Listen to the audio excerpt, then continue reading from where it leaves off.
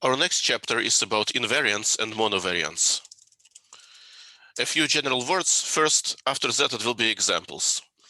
So invariants and monovariants happen when you have any kind of dynamical process. So something that moves, a sequence of numbers, an algorithm, a game, that's basically any kind of thing that has evolving state. So consider any dynamical process. So for example, a game, an algorithm, a sequence. You can ask several questions about it. Here's one. Can a certain state ever be reached from a given starting state? Another, what states can be reached at all? Does the process exhibit periodicity of any sort? There is different ways to understand this. You can ask whether a certain state can come back. You can ask whether all states will come back. You can ask whether some specific properties will come back. Is the process reversible? In other words, can you reconstruct a state from the next state?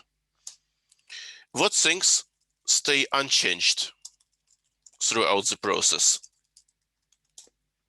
And what things change only in one direction? For example, they only get smaller or only get larger. So we are going to study, in a way, we are going to study all questions, but our main tool will be these questions. So the things that stay unchanged are called invariants. And the things that change only in one direction are called monovariants. And you don't necessarily have to find all of them to have some use from them. Basically, invariants and monovariants appear in many kinds of processes, and whenever you know some of them, you can use them to draw conclusions about the whole process, including the other questions. So as I just said, things that stay unchanged are called invariants.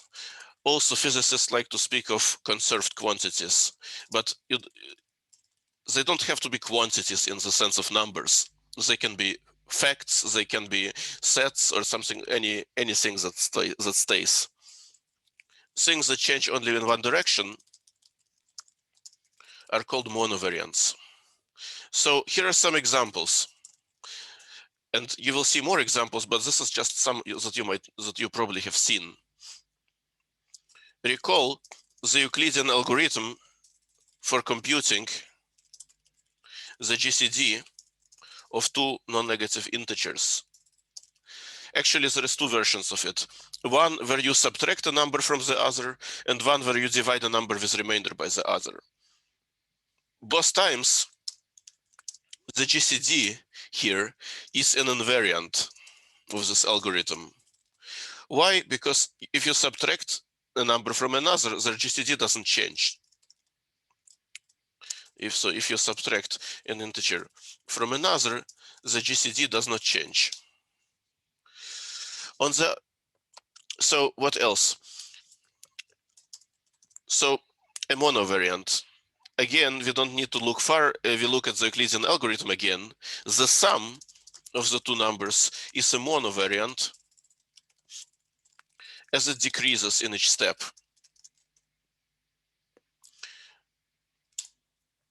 And this is not specific to the Euclidean algorithm. Most of the time when you analyze an algorithm, in some way you do so by finding invariants and monovariants. And by the way, this monovariant is responsible for the algorithm terminating. So generally, monovariants can be very useful for studying algorithms in this sense. What more examples do we have? And there is more in the notes. So recall the lemmings on the ridge, on the mountain ridge. Homework set 0. The number of lemmings on the ridge is a monovariant because lemmings can fall off, but they can never come back up. This is not saying that they will necessarily fall off, but yes, they will, as we know from that exercise.